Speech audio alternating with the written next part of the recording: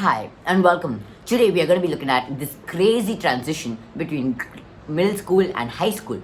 Yes, this transition is the one which is taking us and driving us nuts because it has a lot of emotions in them because we are considered as a small child till now we are a middle schooler and now we are being considered as an adult in ninth standard. Now you are going to be actually evolving around the process because you are going to be the role model in your school, the role model to your next generation. You're going to be taking up a lot of rules and responsibilities in your new school. In this new era, you're just going to be evolving because your ninth standard is like totally a different era from your 8th standard because a middle schooler can be nowhere compared to a high schooler, but your transition between class 8 and class 9 there isn't like much differences because inside you there might be not different like actual differences, but when you actually see on what you have to do there must be a lot of things that you have to evolve, and we are going to be looking at that in this video in a detailed way. So without any further ado, let's get started. Today in this video, we are going to be looking at how to handle the stress and how to ace your grades in your ninth standard, how to study, where to study, and what to study. And I'm going to be also covering one important tip that's called as meta learning. So what is meta learning? Meta learning is the way to learn on how to learn. Yeah, it's of learning to how to learn, because like you are been studying the whole time of your ninth standard, of your 8th standard, you've been studying your whole time but you are not getting expected grades. But there's that one friend guy who studies not even 1 to 2 hours a day, but he actually ends up getting more marks than you. How is this possible? Because this person, this kind of a person, enjoys everything in their life, still study for a while because they know what to study, when to study, and how to study, and that is meta learning. It is the way of understanding what to learn and how to learn. So it's the learning of understanding what to learn. You get it right? It is the learning of how to learn. So that is known as meta learning, and that's one important point which every standard, like a very high schooler, has to understand. Because I just tend to say middle school because that's what we have been all these 3 years. But now this high school is a totally important and a totally different thing. It's like different eras, as I mentioned before. Now you are going to be entering a new generation and you are going to be competing with the 9th to 12th. This is going to be the standard for you to study and focus on your grades. So you are going to be competing with everybody. No one's your friend in here. Everyone's a competitor. If you have that mindset, you're if you have that mindset, you're ready to go, because we see that you have to compete with all of the other people who are studying with you. You should not be revealing your resources. Yeah, keep your inputs as a secret and show their output as a result. Like you should be showing out what your output, your result is gonna be, because you got to be acing your exams in your 9th standard, cause you have to get ready for your 10th grade. Every mark that you score in 10th grade is going to be what you can actually score in your board exams. So the grade which you actually get now, you'll be getting 4 or 5 marks less than that in your 10th grade.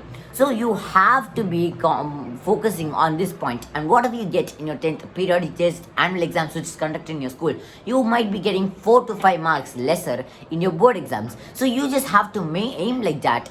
Just like if you get centum, you may get 98 or 99 in your board exams. So it just depends on what you study, how to study. And let me just tell you guys, you have to be surfing upon the internet, because the internet is going to be a mastermind. And as I told you guys, everything is now standardized. NCRT is the key. NCRT is where you study for CBSE. If you are a CBSE student, you have to be going on with the NCRT syllabus. If you are a state board student, you have your own book. But NCRT is what you have to follow for all of the competitive exams.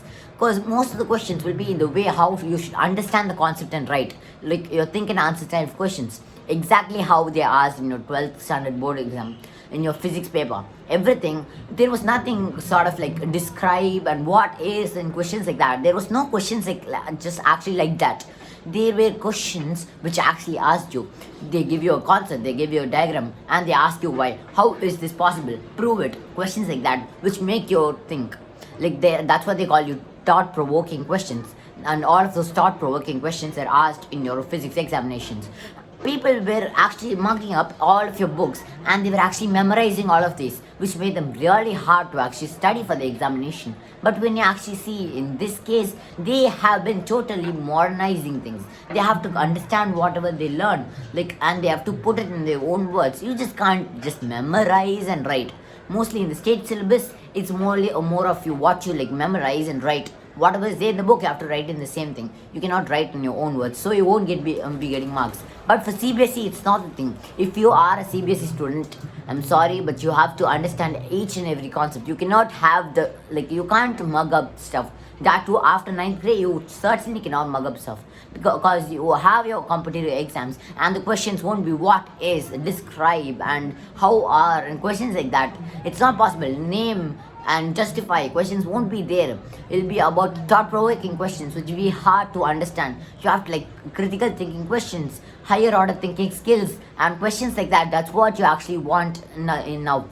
So you have to be preparing questions like that. You are going to be surfacing around the previous year questions. Like what is the PYQs? Is the previous year questions, the previous year papers. You basically go along and you just read about the papers and you basically see whatever you have to learn. This previous year question papers are going to be really helpful because most of the papers in competitive examinations try solving the previous year question papers, which will get you going along with the exam rhythm, and as well as that you will also be able to understand the concepts better. And you just study something, you have to be implying on it. Like whatever you study, you have to be implying on whatever you actually do, because you don't you study physics, you study chemistry, you cannot do anything with that in your real life. That's to be honest. You're not going to be applying algebra in your real life situations. You are going to be testing whatever you learn in situations like this. Because in 6 to 8, what we actually saw was that we're trying on experiments. Now all of those stuff like that, which you can relate to your actual life. Now they talk to you about acids, salts, and bases, the same topic which you have in your 10th grade. But in this case, what you study is that you have you just take your this paper and then a litmus paper. I forgot that litmus paper. You keep it on a solution, and then you can just see how it's turning colors, and that's your experiment, and that's what you get for practicals. And now you have to write your record note, and everything is going to be changing, and experiments are going to be getting a lot more tougher. You're going to be going to the lab, you're going to be performing chemical reactions with all the safety measures. So it is going to be changing. So you have to be adapting to the change by studying all of those previous question papers, and you have to understand whatever you learn, and you have to go upon and search for Google lectures. Before you study anything, you have to have a basic understanding about the topic. So go upon and search for lectures of that certain topic. Just take your own notes. And there's a way, guys. Let me just tell you, you have a lot of AI tools which you have to use. I'll just name a few AI tools which you can actually use. Because what if you can actually hear whatever you have your notes, right? What if you can hear as a podcast, your notes as podcast? That will be possible because you have this thing PDF to podcast. There's a lot of AIs like that. The notebook LM, there's an notebook LM.ai. That AI will be able to be telling you PDF to AI. And then how can you actually get the PDF? Text to PDF. There'll be another AI for that. The text to PDF AI. Take your text to PDF AI, upload the text, and after that you just convert it as a PDF. After that, upload the PDF into that notebook.lm AI, and then you will be getting the output. That's all. That's actually all. You have to be putting on some raw effort to actually ace your grades in your standards, because you have to be changing as the standards are evolving, and you're getting older and older. You have to grow up with some responsibility, right? So you have a lot of situations like this, because you can be listening to your own notes, like when you walk to school, and when you're going to be taking a walk, you can just go walk and listen to your notes. And when you go to the gym, you can actually listen to some things. And when you want to take some rest after studying, when you just want to take some rest, when you go to the bed, maybe 10 minutes before the bed, you can just listen to your notes. And when you sleep, that's going to be really helpful. And if you actually listen to them while you're washing the dishes or something like that, in your idle time, if you can actually do that, or in the early morning time, 10 minutes when you wake up, that's going to be the freshest of your brain. So why don't you actually listen to some notes? You will be like so dizzy right after waking up.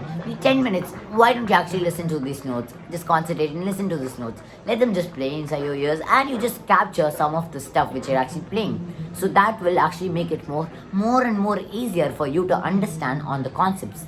There are a lot of ways like this. First of all, you have to change your attitude towards learning.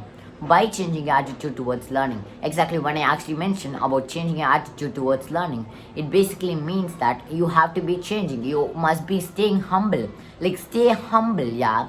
Stay humble.